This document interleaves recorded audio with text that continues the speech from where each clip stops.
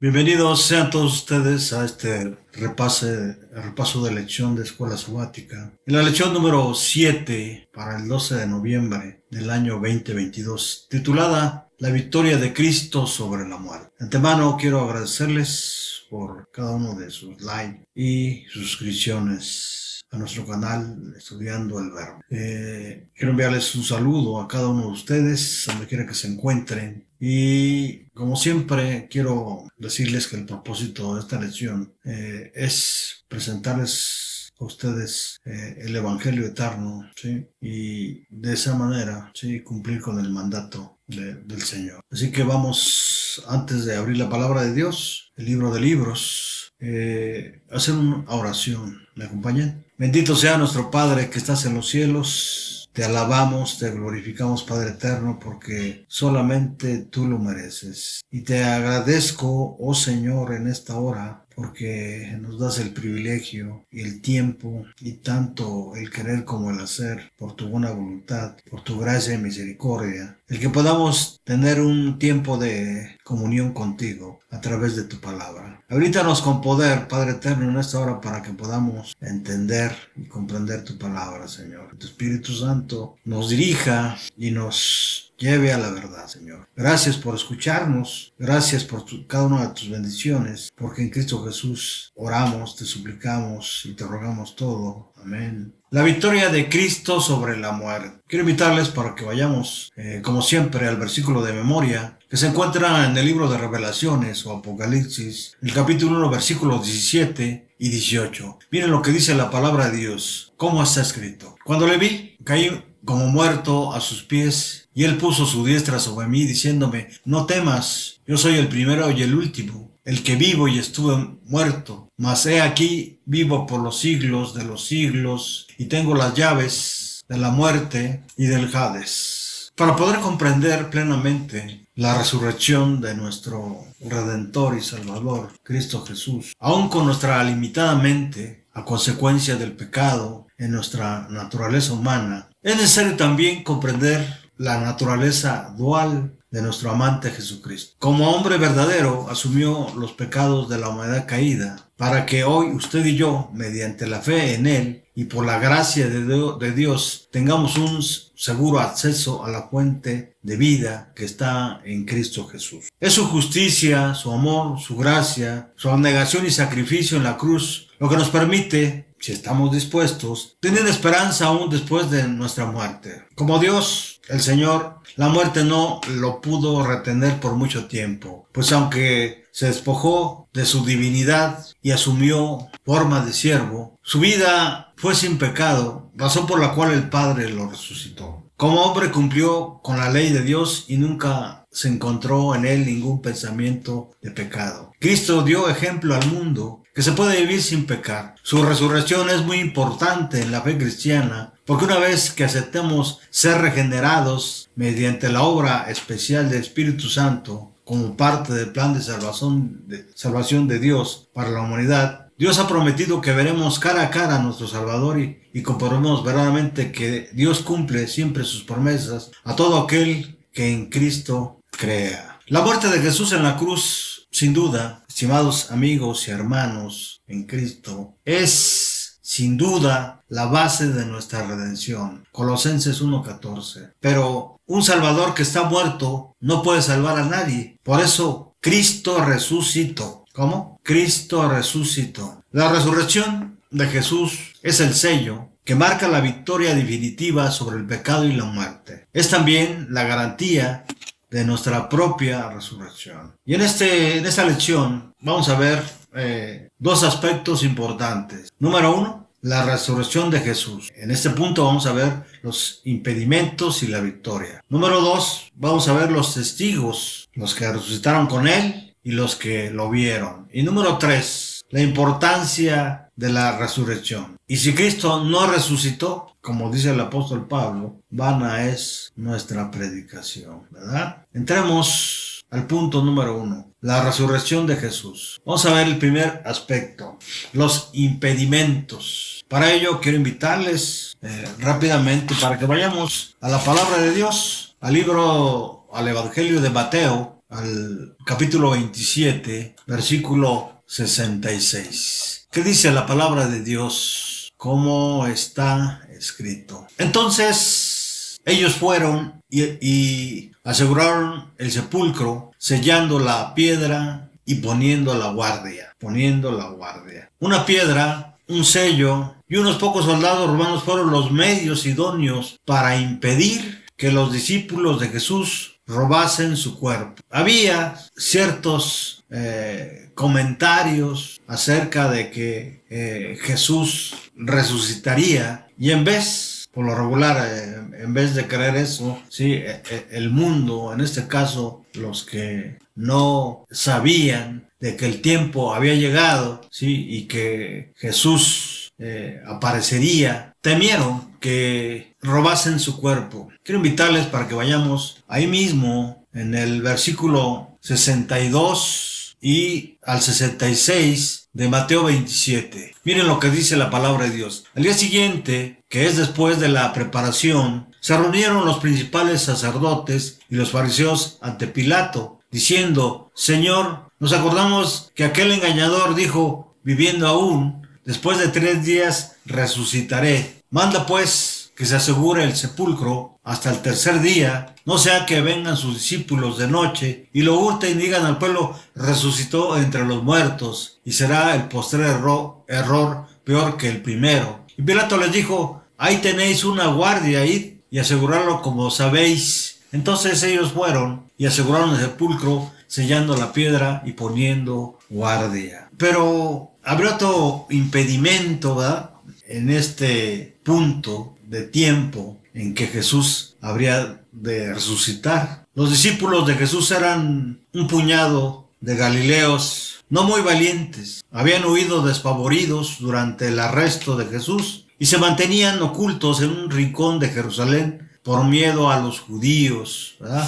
Vamos a verlo rápidamente ahí en el Evangelio de Juan, capítulo 20, el versículo 19. Dice: cuando llegó la noche de aquel mismo día, el primero de la semana, estando las puertas cerradas en el lugar donde los discípulos estaban reunidos por miedo de los judíos, vino Jesús y puesto en medio les dijo: paz a vosotros. Los sacerdotes y los fariseos no tenían miedo de los discípulos, a quien temían era a Jesús. Instigados por Satanás, lo que realmente querían impedir era que Jesús mismo saliese de la tumba. Sin duda ellos pensaban que esa piedra y esos sellos iban a impedir el hecho maravilloso de que Jesús resucitara. Vamos al otro aspecto de este punto, que es la resurrección de Jesús, la victoria. Para ello quiero invitarles a que vayamos al Evangelio de Mateo nuevamente, ahí en el capítulo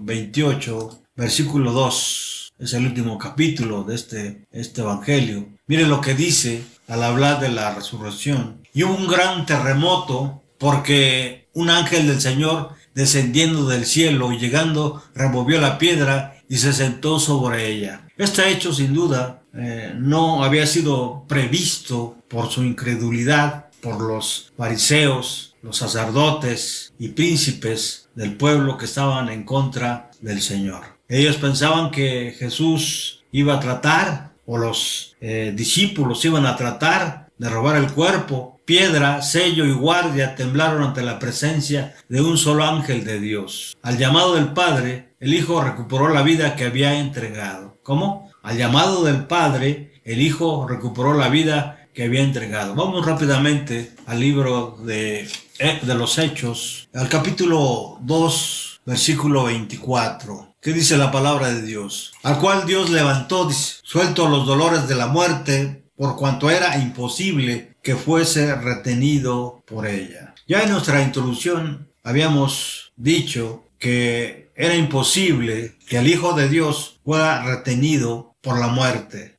Al llamado del Padre, el Hijo recuperó la vida que había entregado. Quiero invitarles también para que vayamos rápidamente al Evangelio de Juan, al capítulo 10, versículos 17 y 18. ¿Qué dice la palabra de Dios? Por eso me ama el Padre, porque yo pongo mi vida para volverla a tomar. ¿Qué significa esto? Yo pongo mi vida para volverla a tomar. Es interesante esta parte, ¿verdad? la demostración de amor abnegado como fue el de la ofrenda voluntaria que hizo Jesús de sí mismo para redimir a la humanidad, se convirtió en una razón más para el amor del Padre. El plan de salvación había sido trazado antes de la fundación del mundo, de acuerdo a lo que dice Apocalipsis 13:8 y Patriarcas y Profetas, página 48. La resurrección de Jesús era una parte del plan eterno, tanto como la crucifixión.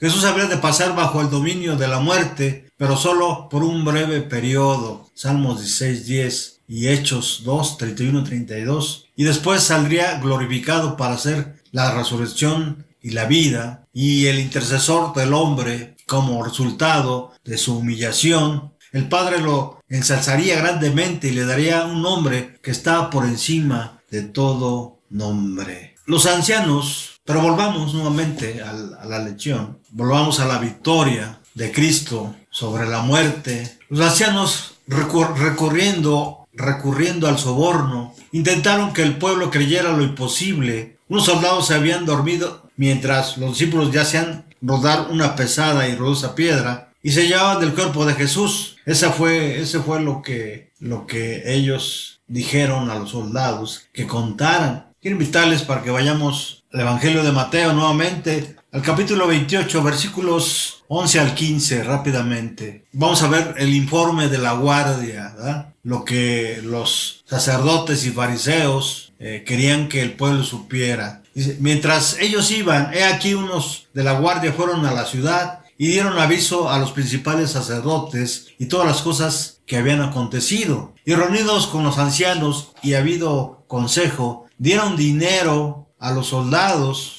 y si esto lo oyere el gobernador, nosotros le persuadiremos y os pondremos a salvo, ¿verdad? Versículo 15. Y ellos tomando el dinero hicieron como se les había instruido. Este dicho se ha divulgado entre los judíos hasta el día de hoy, dice el evangelista o el evangelio de Mateo. Los intentos humanos de impedir la victoria de Jesús solo consiguieron que unos soldados asustados proclamasen que Jesús había resucitado. Cristo surgió de la tumba glorificado y la guardia romana lo contempló. Esto viene en la pluma inspirada. Ahí en el Liceo de Todas las Gentes, página 726. Vamos al siguiente punto. Sin duda, este hecho prodigioso y maravilloso del cual nosotros debemos por fe creer. Hubo testigos quienes junto con Jesús resucitaron. Al tiempo que Jesús resucitó, algunos resucitaron junto con él. Vamos al Evangelio de Mateo, nuevamente al capítulo 27, versículos 52 y 53. ¿Qué dice la palabra de Dios? ¿Cómo está escrito? 52 y 53. Y se abrieron los sepulcros y muchos cuerpos de santos que habían dormido se levantaron, ¿verdad? Noten aquí el versículo 52, ¿quiénes fueron los que resucitaron junto con Jesús? Muchos cuerpos de santos, es decir, gente que se había consagrado, ¿sí?, a Dios, resucitó. Que habían dormido, se levantaron. Y saliendo de los sepulcros, después de la resurrección de Él, es decir, del Señor Jesús, vinieron a la santa ciudad y aparecieron a muchos. ¿Cómo es eso? Un terremoto removió las piedras de los sepulcros de algunos santos, pero estos permanecieron aún allí hasta el segundo terremoto, el que marcó la resurrección de Jesús y la suya. A diferencia de la hija de Jairo o de Lázaro, que resucitaron para volver a morir, estos santos fueron resucitados incorruptibles y noten, ascendieron junto con Jesús al cielo. Vamos rápidamente a corroborarlo con la Biblia.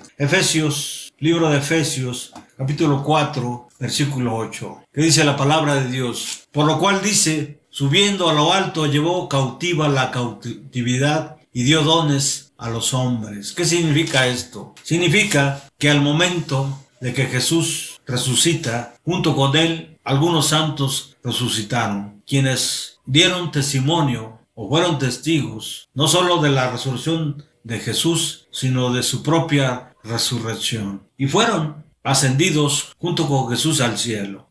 ¿Cómo? De una manera incorruptible. Porque, como dice el apóstol Pablo ahí en 1 Corintios 15, seremos transformados lo corruptible en incorruptible, y de esa manera solamente se puede entrar en el reino de los cielos. Pero antes de ascender, se presentaron en Jerusalén testificando la resurrección de Jesús. Sin duda, muchos se maravillaron, sin duda, muchos no lo podían creer, pero esa es la victoria, no solamente de Jesús, sino también de los muertos en Cristo. Ahora, el otro punto es los que lo vieron. Quiero invitarles para que vayamos al Evangelio de Lucas, capítulo 24, versículo 34. ¿Qué dice la palabra de Dios? Capítulo 34, al hablar de la resurrección. Miren lo que dice la palabra de Dios, que decían: ha resucitado el Señor verdaderamente y ha aparecido a Simón. ¿Quién es Simón? Pues Pedro. El Nuevo Testamento nos habla de muchos que vieron a Jesús resucitado y se convirtieron en testigos de la resurrección. Es decir, los que vivían en ese momento y que lo vieron morir en la cruz del Calvario, fueron testigos también de su resurrección y dieron testimonio, ¿verdad? Diciendo: ha resucitado el Señor verdaderamente y ha aparecido a Pedro o a Simón. Vamos rápidamente al libro de Hechos, el capítulo 2, versículo 32. ¿Qué dice la palabra de Dios? A este Jesús resucitó Dios, de lo cual todos nosotros somos testigos. Hubo muchos que lo vieron resucitar. ¿Quiénes fueron ellos? De acuerdo a Mateo 8 a 28, del 8 al 10, un grupo de mujeres. ¿Quién es más? La guardia romana, Mateo 28, 11. ¿Quién es más? María Magdalena, Marcos 16, 9 y Juan 20, 16 al 18. ¿Quiénes otros? Los discípulos que iban camino a Emaús, Lucas 24, 13 al 15 y Marcos 16, 12. ¿Quiénes más? Pedro y Juan, Lucas 24, 34 y 1 Corintios 15, 5.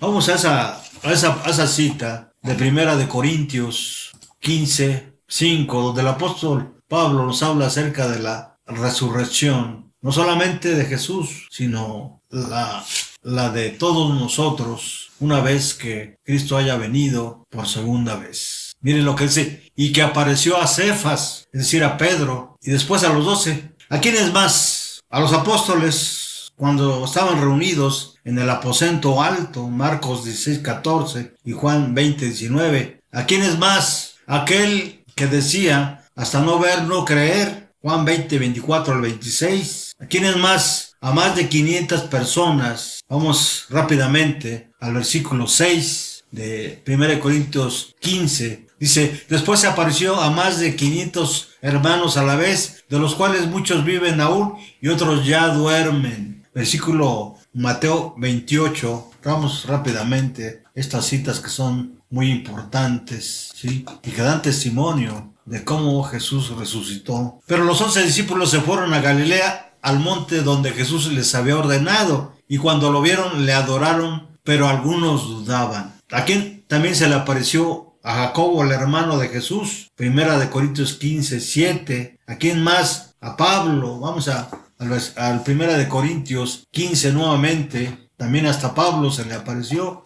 Versículo 8.